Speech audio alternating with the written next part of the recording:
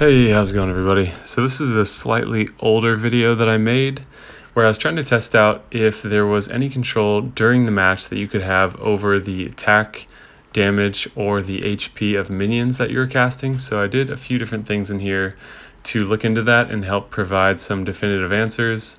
You'll now see that the couple heroes I'm looking at in this video, Freya and Bira, I now have, almost completely maxed with emblems. So obviously this video was from a number of weeks ago, but I still felt there was value in here into examining this more. I haven't seen other people do it, so yeah, here you have it.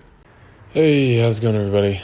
So something I've been curious about that I wanted to test out is around minions.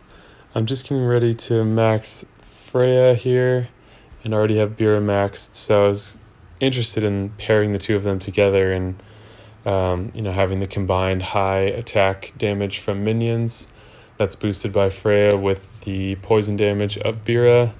And something I found myself wondering was, if you read the card, it says summons a moth minion for each ally. The moth minion inherits 20% HP and 20% attack from the caster.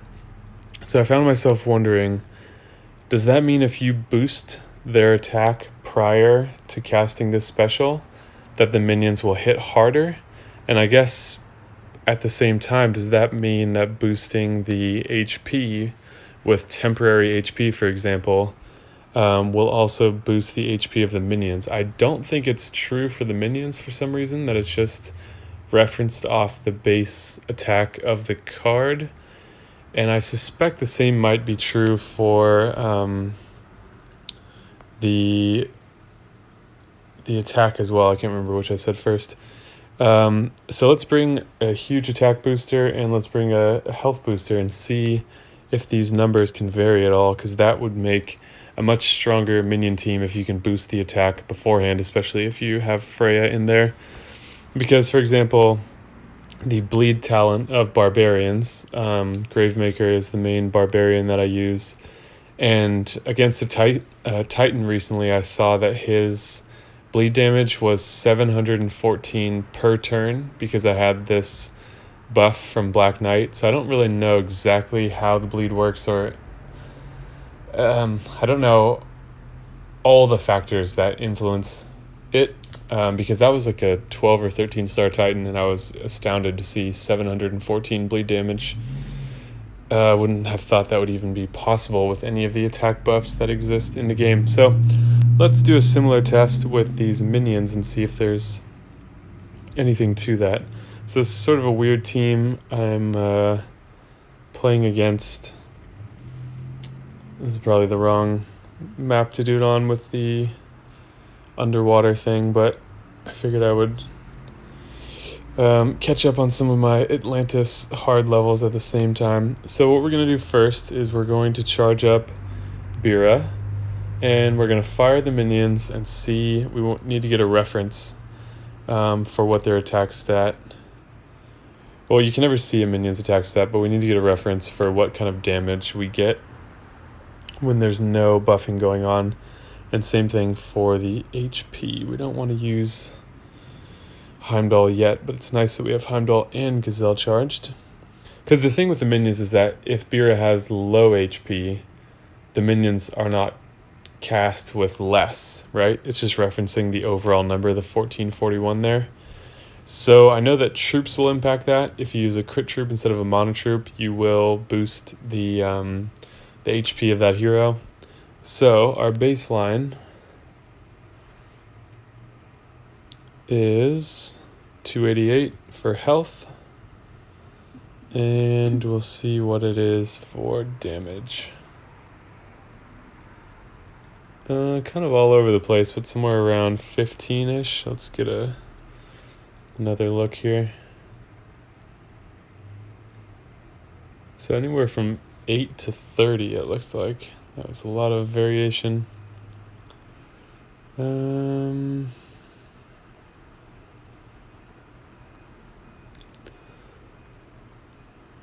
I don't know why they're varying so much. Let's see, so it says So it's inherited from the caster, so it's not inherited from each of the individual characters, just from the caster. So let's get one more look at this. That's a huge variation. 35, 35, and then 8 and 8. Okay, let's go again. So the problem is that we need these minions to die so that we can easily see the effect of the new ones. That could take a while. That's the one thing I didn't think about, but we have some time here. Alright, there's one down. And yeah, it still seems to be anywhere between 8 and 35. Which is a lot more variation than I would have expected. Alright, we've lost almost all of them.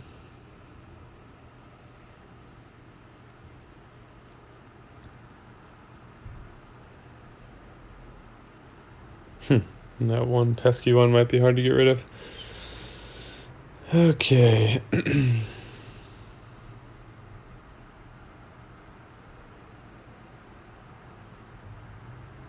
So that one's just doing 35 consistently, which is a little surprising. 35. So interesting. I wonder why the other ones are varying so much. We really need someone to kill that minion. So at this point, I think I just need to heal a little bit.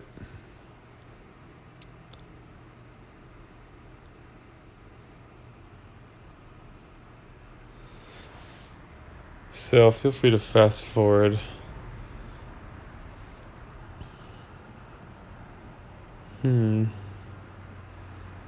Let's do this the easy way. Oh, no one wants to hit Odin over there.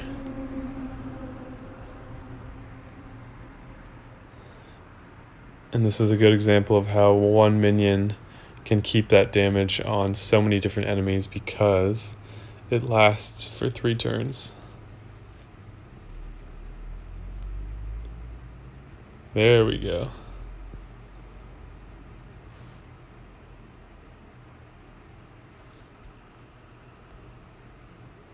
Okay, so all the minions are gone. Let's boost up our HP again. I don't think it's going to lift her above. No, she's still a little bit below, but okay, let's just do this for the sake of the test. So the minions were 288 before. Her HP is clearly boosted by about 25%, and now... Oops, I should have used Gazelle first. Still 288. So the fact that the HP doesn't matter makes me think the attack doesn't matter as well, but we'll try that again just to be sure.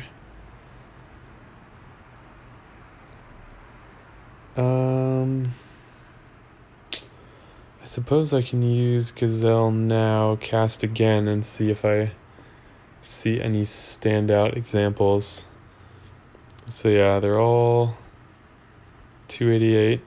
So the overhealing doesn't have any impact whatsoever. But do we see any hits that are higher than any others? Not by much, no. So I don't think this has an impact.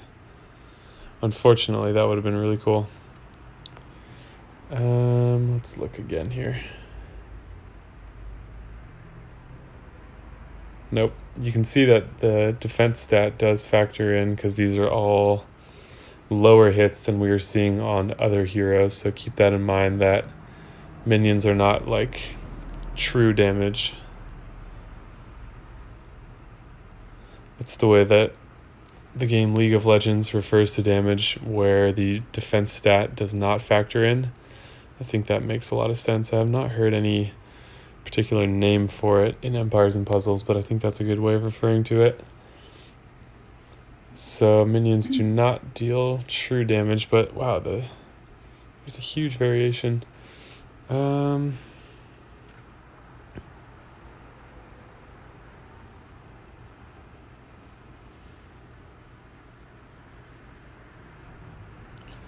So we'll do this one more time just for the sake of being thorough. Nope, they're all the same. So that then means the attack stat of minions and the HP of minions is in every case, but I think Puss in Boots is the exception. In every case is dictated by the HP and attack stat of the caster, and not it can't change. So it's kind of like dot damage, where if you increase the attack stat of Gravemaker or something within the match, it doesn't increase its burn damage. The only things that can increase that are, let's see, the troops on the hero and the emblem nodes that you've chosen. So increasing the kind of the attack stat that you enter the match with is something that's impacted by troops or emblems, and those are the only things that can affect the damage from minions as well. So that was just something I wanted to test. I'd been wondering about this, and figured if I'm wondering about it, other people are as well. So I wanted to put this definitive information out there. If you have anything else that you think is interesting based on what I talked about, or interesting things that you've observed with the damage or HP of minions, be sure to share that in the comments below. That will just add value for other people that show up to watch these videos. So yeah, thank you guys so much for watching. If you enjoyed the video, leave a like. If you want to see more, subscribe and hit the bell icon so you don't miss any uploads. Thank you guys so much for watching, and I will see you in the next video.